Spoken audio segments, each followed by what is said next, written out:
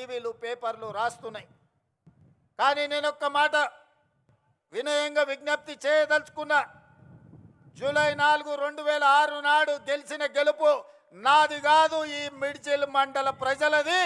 ఈ మిడ్జిల్ గెలుపు అని నేను ఈ సందర్భంగా చెప్పదలుచుకున్నా.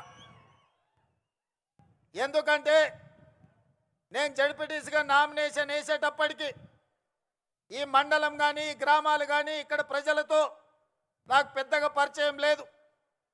నా గ్రామం ఒంగూరు మండలం కొండారెడ్డిపల్లి అచ్చంపేట శాసనసభ నియోజకవర్గం. ఆనాడు మిత్రుల సూచన మేరకు ఈ మిడ్జిల్ మండలంలో జిల్లా పరిషత్ మెంబర్గా ఇండిపెండెంట్ సభ్యుడిగా నేను ఇక్కడ పోటీ చేయడం జరిగింది. ఆనాడు కప్పు శాసర్ గుర్తు ఎన్నికల్లో కేటాయించారు. కానీ అదే ఇక్కడ డాక్టర్ వైఎస్ రాజశేఖర రెడ్డి గారు మిత్రుడు రబ్బానీని జడ్పీటీసీ సభ్యుడిగా పెట్టి జిల్లా పరిషత్ చైర్మన్ చేయడానికి ఒక కాంగ్రెస్ సీనియర్ నాయకుడిని జిల్లా పరిషత్ చైర్మన్ కాగలిగిన అభ్యర్థిని ఇక్కడ ఎన్నికల్లో పెట్టినా ఆనాడు మీరేం ఆలోచన చేసిండ్రో, ఆనాడు ఎందుకు మీరందరూ ఉప్పెనై నిర్ణయం తీసుకున్నారో, ఆనాడు ఒక యువకుణ్ణి మొదటిసారి మీ గ్రామాలకు మీ ఇంటికి వచ్చిన ఒక యువకుని జిల్లా పరిషత్ మెంబర్గా మీరు ఆశీర్వదించిండ్రు అని అంటే మీ ఆలోచనలు మీ నిర్ణయం గొప్ప నిర్ణయం అని చెప్పి ఈరోజు నిరూపించబడ్డది. అందుకే ఆనాడు గెలుచుంటే మిత్రుడు రబ్బాని జిల్లా పరిషత్ చైర్పర్సన్ అయి ఉండేవాడని ఇంతకుముందు మా మిత్రుడు బట్టి విక్రమార్క గారు నాకు గుర్తు చేసింది. నేను ఉప ముఖ్యమంత్రి గారికి ఒక సూచన చేస్తున్నా. నా వల్ల ఎవరికైనా ఎంతో కొంత సాయం కావాలి, నా వల్ల ఊరుకు మండలానికి ప్రయోజనం చేకూరాలి, నా వల్ల ఎవరికి నష్టం కష్టం రాకూడదనేదే నా ఆలోచన, నా ఆశయం. అందుకే ఉప ముఖ్యమంత్రి గారికి, జడ్చర్ల శాసనసభ్యుడికి, పార్లమెంట్ సభ్యుడు మల్లు రవి గారికి ఒక విజ్ఞప్తి చేస్తున్నా. ఆనాడు నా మీద ఓడిన రబ్బానికి ఈనాటి ప్రభుత్వంలో ఒక మంచి బాధ్యత ఇవ్వండి. ఎందుకంటే సర్పంచ్గా, సింగిల్ విండో చైర్మన్గా, బ్లాక్ కాంగ్రెస్ ప్రెసిడెంట్గా ఈ ప్రాంత ప్రజలకు దాదాపుగా 35 సంవత్సరాలు రబ్బాని సేవలు అందించండి.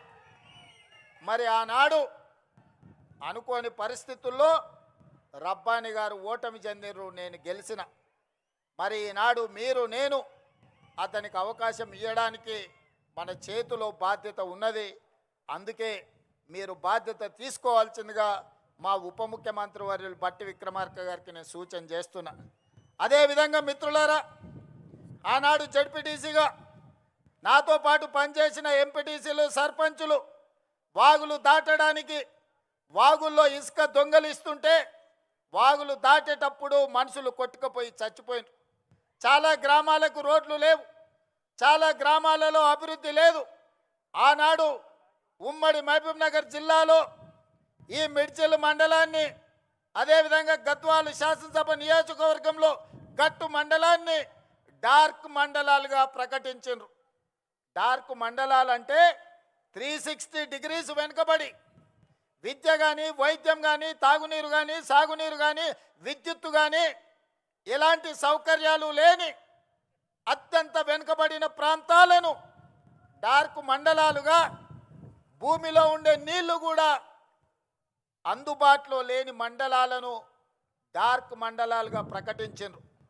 మరి అత్యంత వెనుకబడిన మండలమైన ప్రజలు చైతన్యంతో చీకటి మండలంగా పిలువబడే ఈ మండలం, ఆ చీకట్లో నుంచి ఒక వెలుగు రేఖ రావాలి, మా జీవితాలు, మా తలరాతలు మార్చాలి, మా మండలం బాగుపడాలి అని 2006లో తీసుకున్న నిర్ణయం ఈనాడు తెలంగాణ రాష్ట్ర ముఖ్యమంత్రిగా ఒక అవకాశం నాకు వచ్చింది. మరి మండలానికి కృతజ్ఞత చెల్లించాల్సిన బాధ్యత నా మీద లేదా? అందుకే సహచర మంత్రివర్గ సభ్యుల్ని అనుమతి తీసుకొని ఈ మండలంలో ప్రతి గ్రామానికి అభివృద్ధి చేరాలి, ఈ మండలంలో ఉండే ప్రతి వాడు, అరే మేము ఆ రోజు మా ఇంటికి వచ్చిన మా సోదరుడు, మా ఊరికి వచ్చిన మా బిడ్డ ఈరోజు తెలంగాణ రాష్ట్రంలో ప్రభుత్వాన్ని నడిపించే బాధ్యత నిర్వహిస్తున్నాడు. మాకు సహాయం అందుతుందని మన వైపు చూస్తున్నారు. అందుకే నిస్సహాయాలుగా ఈ మండలం నిలబడడానికి వీల్లేదు. ఈ మండలం అభివృద్ధి జరగాలి. ఈ మండలం ఈ జిల్లాకే ఆదర్శంగా నిలబడాలి. అందుకే ఉప ముఖ్యమంత్రి గారికి ప్రత్యేకంగా నేను విజ్ఞప్తి చేస్తున్నా, ఈ మండలాన్ని మీరు దత్తత తీసుకొని ఇక్కడ జరగాల్సిన అభివృద్ధి కార్యక్రమాలను మీరు నిరంతరం నా మిత్రుడిగా పర్యవేక్షించాల్సిన బాధ్యత మీరు తీసుకోండి అని చెప్పి నేను కోరుకుంటున్నా. ఇంతకంటే ఈ ప్రజలకు నేను చేయగలిగింది ఏమీ లేదు. నాకు బాధ్యత వచ్చి ఉండొచ్చు, నేను ఎమ్మెల్సీ అయి ఉండొచ్చు, 2 సార్లు ఎమ్మెల్యే అయి ఉండొచ్చు, ఒకసారి పార్లమెంట్ సభ్యుడు అయి ఉండొచ్చు, Congress party working president, Congress party president. ఈనాడు మీ అందరి సహకారంతో తెలంగాణ రాష్ట్ర ముఖ్యమంత్రిగా బాధ్యతలు నిర్వహిస్తున్నా.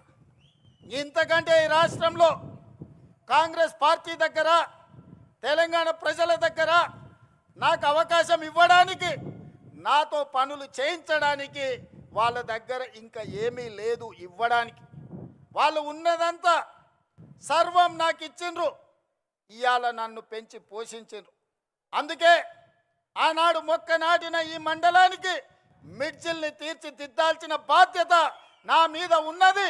వీళ్ళ సోదరుడుగా ఈ మండలాన్ని అభివృద్ధి పదం వైపు నడిపించాల్సిన అభివృద్ధి చెందిన మండలంగా, ఇది డార్క్ మండలం కాదు. ఈ ప్రాంత ప్రజలకి వెలుగు రేఖలు వచ్చినాయి, ఈ ప్రాంతం అభివృద్ధి చెందింది అని చెప్పి ప్రభుత్వ లెక్కలలో తేలాలి. దానికి మీ వంతు సహకారం కావాలి అని చెప్పి మిత్రుడు బట్టి విక్రమార్క గారికి నేను విజ్ఞప్తి చేస్తున్నా. మిత్రులారా, మీరు ఆలోచన చేయండి. ఎమ్మెల్సీగా, ఎమ్మెల్యేగా 2 సార్లు, పార్లమెంట్ సభ్యుడిగా ఈ 20 సంవత్సరాలు 2006 జూలై 4న మీరు బాధ్యత ఇస్తే 20 ఏళ్ళల్లో ఏ ఒక్కరోజు నేను సెలవు తీసుకోలే. నా స్వార్థ ప్రయోజనానికి నాకు ఇచ్చిన అవకాశాన్ని దుర్వినియోగం చేయలేదు. ఏది చేసినా ప్రతిపక్షంలో ఉంటే ప్రశ్నించే గొంతునై ప్రజా సమస్యల కోసం కొట్లాడిన, అధికారం వస్తే పరిపాలనలో సంక్షేమంతో పాటు అభివృద్ధితో పాటు దీర్ఘకాలికంగా సమాజాన్ని పట్టి పీడిస్తున్న సమస్యల్ని శాశ్వత పరిష్కారం చూపించే ప్రయత్నం చేసిన. ఆనాడు నాతో పనిచేసిన ఎంఆర్పిఎస్ మిత్రులు చాలామంది ఉన్నారు. 40 సంవత్సరాల వర్గీకరణ రావణ కష్టాన్ని నాకు అవకాశం వచ్చిన వెంబడే ఈరోజు మాదిగ ఉపకులాల వర్గీకరణ చేయడం జరిగింది. అదేవిధంగా మా బలహీన వర్గాల సోదరులు, గొర్రెలకు, బర్రెలకు, చివరికి కోడి పిల్లలకు కూడా ఈ రాష్ట్రంలో, ఈ దేశంలో లెక్కలు ఉన్నాయి. మరి 50% ఉండే మా బలహీన వర్గాల లెక్కలు ఈ దేశంలో ఎందుకు పెట్టరు, ఎందుకు లెక్క గట్టరు అని అడిగితే 100 ఏళ్ళ సమస్య. ఆనాడు 1931 బ్రిటిషర్స్ లెక్క పెడితే 100 ఏళ్ళ బలహీన వర్గాల లెక్కలు పెట్టిన ప్రభుత్వమే లేదు. మా మిత్రుడు బట్టి విక్రమార్క గారి నేతృత్వంలో 100 ఏళ్ళ సమస్యకు జనగణనలో కులగణన చేసి ఎవరు ఎంతున్నారో లెక్క తేల్చడమే కాదు, లెక్క ప్రకారం వాళ్ళ వాటాలు వాళ్ళకి ఇవ్వాలి, వాళ్ళ సంక్షేమం, వాళ్ళ అభివృద్ధి వాళ్ళకి చేర్చాలి అని ఆ సమస్యకు శాశ్వత పరిష్కారం చూపించింది మన ప్రభుత్వం, ప్రజా ప్రభుత్వం. మిత్రులారా, మీరు అవకాశం ఇచ్చినందుకు ఈ దీర్ఘకాలికమైన సమస్యల్ని మనం పరిష్కరించుకోగలిగినాం. చాలామంది ఏం చేస్తాడయ్యా, అచ్చంపేట అడవుల్లో నుంచి వచ్చిండు, ఆయన గతం అనుభవం లేదు, ఆయన ప్రభుత్వాన్ని నడపలేదు, వాళ్ళ తాత ముత్తాతలు దొరలు కాదు, వాళ్ళ గడీలు లేవు, ప్రజల మీద పెత్తనం చెలాయించేది ఆయనకు రాదు అని అవహేళన చేసిరు.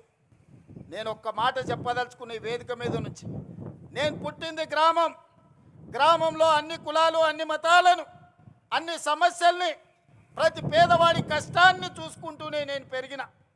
వ్యవసాయం తెలుసు, దుక్కి దున్నడం తెలుసు, విత్తనం వేయడం తెలుసు, భూమికి విత్తనానికి ఉన్న బంధం ఏందో పేదవాడికి, పరిపాలన చేసేవాడికి ఉండవలసిన అవగాహన ఏదో అవగాహనతోని గ్రామీణ ప్రాంతంలో పెరిగిన.